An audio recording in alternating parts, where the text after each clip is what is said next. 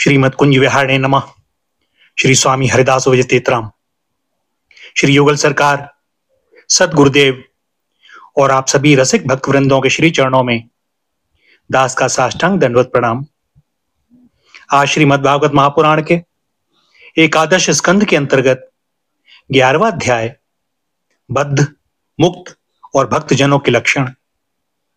भगवान श्री कृष्ण ने कहा, प्यारे उद्धव, आत्मा बद्ध है या मुक्त है, इस प्रकार की व्याख्या या व्यवहार मेरे अधीन रहने वाले सत्वादि गुणों की उपाधि से ही होता है, वस्तुतः तत्व दृष्टि से नहीं।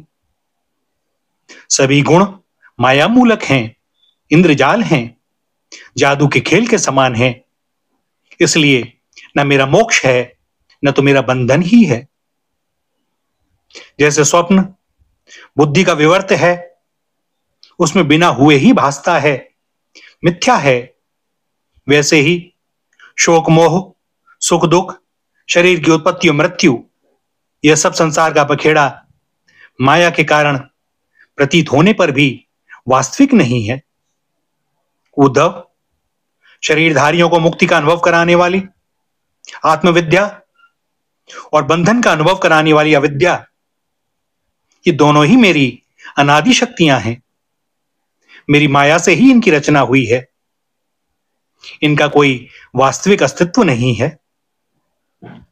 भाई, तुम तो स्वयं बड़े बुद्धिमान हो, विचार करो। जीव तो एक ही है, वह व्यवहार के लिए ही मेरे अंश के रूप में कल्पित हुआ है, वस्तुतः मेरा स्वरूप ही है। आत्मज्ञान से संपन्न होने पर उसे मुक्त कहते हैं और आत्मा का ज्ञान न होने से बद्ध। यह ज्ञान अनादि होने से बंधन भी अनादि कहलाता है। इस प्रकार मुझे एक ही धर्मी में रहने पर भी जो शोक और आनंद रूप विरुद्ध धर्म वाले जान पड़ते हैं, उन बद्ध और मुक्त जीव का भेद मैं बतलाता हूं। वह भेद दो प्रकार का है। एक तो नित्य मुक्त ईश्वर से जीव का भेद और दूसरा मुक्त बद्ध जीव का भेद। पहला सुनो।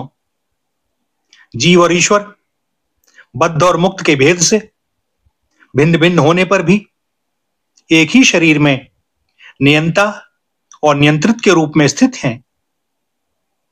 ऐसा समझो कि शरीर एक वृक्ष है। इसमें हृदय का घोंसला बनाकर जीव और ईश्वर नाम के दो पक्षी रहते हैं। वे दोनों चेतन होने के कारण समान हैं और कभी न बिछुड़ने के कारण सखा हैं। इनके निवास करने का कारण केवल लीला ही है। इतनी समानता होने पर भी जीव तो शरीर रूप वृक्ष के फल, सुख दुख आदि भोगता है, परंतु ईश्वर उन्हें न भोगकर कर्मफल, सुख दुख आदि से असंग और उनका साक्षी मात्र रहता है। अभोक्ता होने पर भी ईश्वर की यह विलक्षणता है कि वह ज्ञान, ऐश्वर्य, आनंद और सामर्थ्य आदि में भोक्ता जीव से बढ़कर है। साथ ही एक यह भी विलक्षणता है कि अभोक्ता ईश्वर तो अपने वास्तविक स्वरूप और इसके अतिरिक्त जगत को भी जानता है, परंतु भोक्ता जीव न तो अपने वास्तविक स्वरूप को जानता है और न अपने से अतिरिक्त को। इन दोनों में जीव तो अविद्या से युक्त होने के कारण नित्य बद्ध है और ईश्वर विद्या स्वरूप होने के कारण नित्य मुक्त है। प्यारे उद्धव, ज्ञान संपन्न पुरुष भी मुक्त ही हैं। जैसे स्वप्न टूट जाने पर जागा हुआ पुरुष स्वप्न के स्मरणीयमाण शरीर से कोई संबंध नहीं रखता, वैसे ही ज्ञानी पुरुष सूक्ष्म और स्थूल शरीर में रहने पर भी उनसे किसी प्रकार का संबंध नहीं रखता। परंतु अज्ञानी पुरुष वास्तव में शरीर से कोई संबंध न रखने पर भी अज्ञान के कारण शरीर में ही स्थित रहता है। जैसे स्वप्न देखने वाला पुरुष स्वप्न देखते समय स्वाप्निक शरीर में बंध जाता है। व्यवहार आदि में इंद्रियां शब्द स्पर्श आदि विषयों को ग्रहण करती हैं, क्योंकि यह तो नियम ही है कि गुण ही गुण को ग्रहण करते हैं, आत्मा नहीं। इसलिए जिसने अपने निर्विकार आत्मस्वरूप को समझ लिया है, वह उन विषयों के ग्रहण त्याग में किसी प्रकार का अभिमान नहीं करता। यह शरीर प्रारब्ध के अधीन है। इससे शारीरिक और मानसिक जितने भी कर्म होते हैं, सब गुणों की प्रेरणा से ही होते हैं। अज्ञानी पुरुष झूठ मूठ अपने को उन ग्रहण त्याग आदि कर्मों का कर्ता मान बैठता है और इसी अभिमान के कारण वह बंध जाता है। प्यारे उद्धव, पूर्वोक्त पद्धति से विचार करके विवेकी पुरुष समस्त विषयों से विरक्त रहता है और सोने बैठने, घूमने फिरने, नहाने, देखने, छूने, सूंघने, खाने और सुनने आदि क्रियाओं में अपने को कर्ता नहीं मानता, बल्कि गुणों को ही कर्ता मानता है। गुण ही सभी कर्मों के कर्ता भोक्ता हैं। ऐसा जानकर विद्वान पुरुष कर्म वासना और फलों से नहीं बंधते। वे प्रकृति में रहकर भी वैसे ही असंग रहते हैं जैसे स्पर्श आदि से आकाश, जल की आर्द्रता आदि से सूर्य और गंध आदि से वायु। उनकी विमल बुद्धि की तलवार असंग भावना की सांस से और भी तीखी हो जाती है और उससे वे अपने सारे संशय संदेहों को काटकर फेंक देते हैं। जैसे कोई स्वप्न से जाग उठा हो, उसी प्रकार वे इस भेद बुद्धि के भ्रम से मुक्त हो जाते हैं। जिनके प्राण, इंद्रिय, मन और बुद्धि की समस्त चेष्टाएं बिना संकल्प के होती हैं, वे देह में स्थिर रहकर भी उसके गुणों से मुक्त हैं। उन तत्वज्ञ मुक्त पुरुष के शरीर को चाहे हिंसक लोग पीड़ा पहुंचाएं और चाहे कभी कोई देव योग से पूजा करने लगे, वे न तो किसी के सताने से दुखी होते हैं और न पूजा करने से सुखी। जो समदर्शी महात्मा गुण और दोष की भेद दृष्टि से ऊपर उठ गए हैं, वे न तो अच्छे काम करने वाले की स्तुति करते हैं और न बुरे काम करने वाले की निंदा।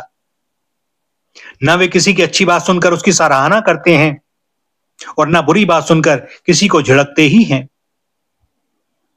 जीवन मुक्त पुरुष न तो कुछ भला या बुरा काम करते हैं, न कुछ भला या बुरा कहते हैं और न विचार ही करते हैं। वे व्यवहार में अपनी समान वृत्ति रखकर आत्मानंद में ही मग्न रहते हैं और जड़ के समान मानो कोई मूर्ख हो, इस प्रकार विचरण करते हैं। प्यारे उद्धव, जो पुरुष वेदों का तो पारगामी विद्वान हो, परंतु पर ब्रह्म के ज्ञान से शून्य हो, उसके परिश्रम का कोई फल नहीं है। वह तो वैसा ही है जैसे बिना दूध की गाय को पालने वाला। दूध ना देने वाली गाय, व्यभिचारिणी स्त्री, पराधीन शरीर, दुष्ट पुत्र, सत्पात्र के प्राप्त होने पर भी दान ना किया हुआ धन और मेरे गुणों से रहित वाणी व्यर्थ है। इन वस्तुओं की रखवाली करने वाला दुख पर दुख ही भोगता रहता है। इसलिए उद्धव, जिस वाणी में जगत की उत्पत्ति, स्थिति और प्रलय रूप मेरी लोक पावन लीला का वर्णन ना हो और लीला अवतारों में भी मेरे लोकप्रिय रामकृष्ण आदि अवतारों का जिसमें यशोगान ना हो, वह वाणी वंध्या है। बुद्धिमान पुरुष को चाहिए कि ऐसी वाणी का उच्चारण एवं श्रवण ना करे।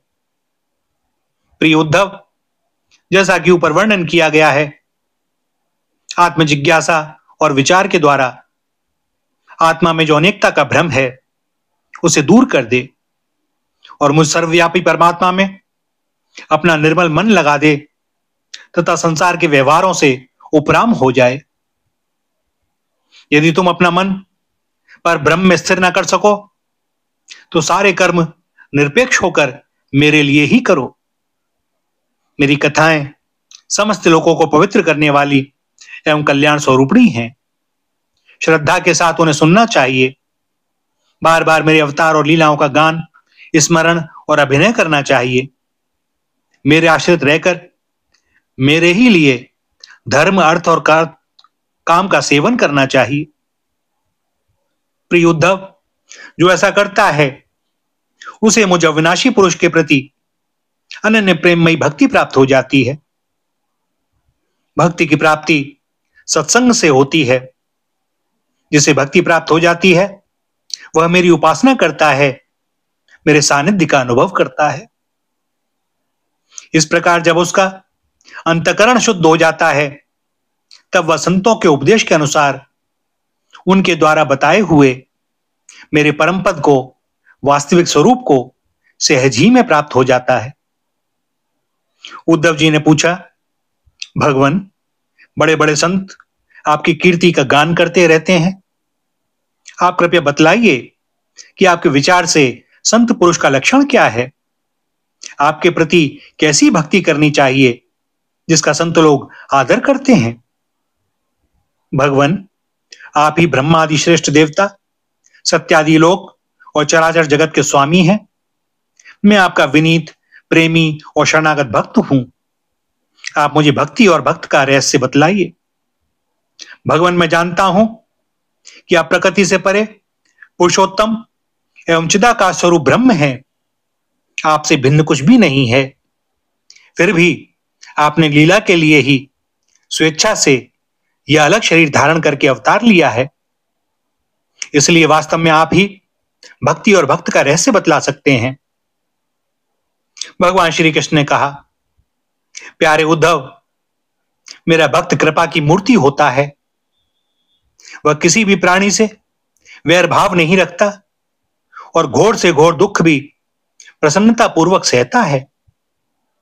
उसके जीवन का सार है सत्य और उसके मन में किसी प्रकार की पाप वासना कभी नहीं आती। वह समदर्शी और सबका भला करने वाला होता है। उसकी बुद्धि कामनाओं से कलुषित नहीं होती। वह संयमी, मधुर स्वभाव और पवित्र होता है। संग्रह, परिग्रह से सर्वथा दूर रहता है। किसी भी वस्तु के लिए वह कोई चेष्टा नहीं करता, परिमित भोजन करता है और शांत रहता है। उसकी बुद्धि स्थिर होती है। उसे केवल मेरा ही भरोसा होता है और वह आत्म तत्व के चिंतन में सदा संलग्न रहता है।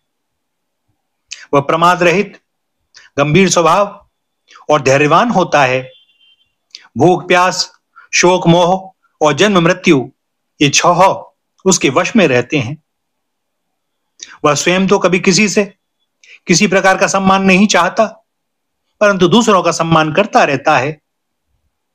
मेरे संबंध की बातें दूसरों को समझाने में बड़ा निपुण होता है और सभी के साथ मित्रता का व्यवहार करता है। उसके हृदय में करुणा भरी होती है। मेरे तत्व का उसे यथार्थ ज्ञान होता है।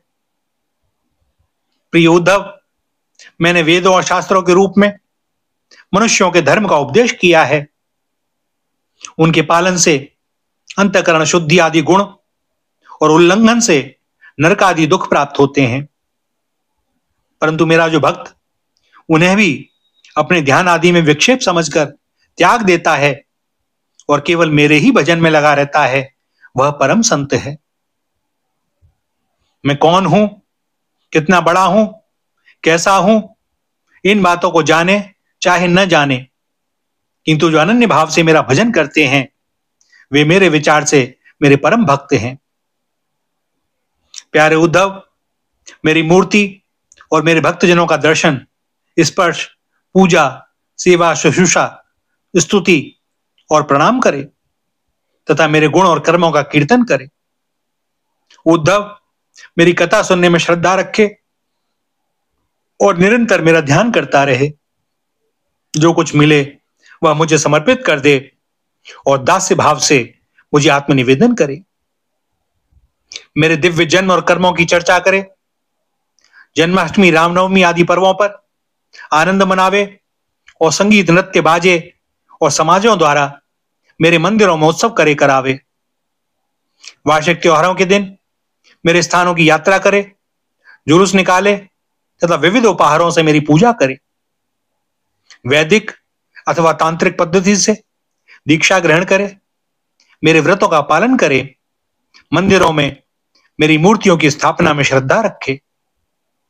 यदि यह काम अकेला ना कर सके तो औरों के साथ मिलकर उद्योग करे। मेरे लिए पुष्प वाटिका, बगीचे, क्रीड़ा के स्थान, नगर और मंदिर बनवावे। सेवक की भांति श्रद्धा भक्ति के साथ निष्कपट भाव से मेरे मंदिरों की सेवा शुश्रूषा करे, झाड़े बुहारे, लीपे पोते, छिड़काव करे और तरह तरह के चौक पूरे। अभिमान न करे, दंभ न करे, साथ ही अपने शुभ कर्मों का ढिंडोरा भी न पीटे। प्रिय उद्धव, मेरे चढ़ावे की अपने काम में लगाने की बात तो दूर रही, मुझे समर्पित दीपक के प्रकाश से भी अपना काम ना ले। किसी दूसरे देवता की चढ़ाई हुई वस्तु मुझे न चढ़ावे।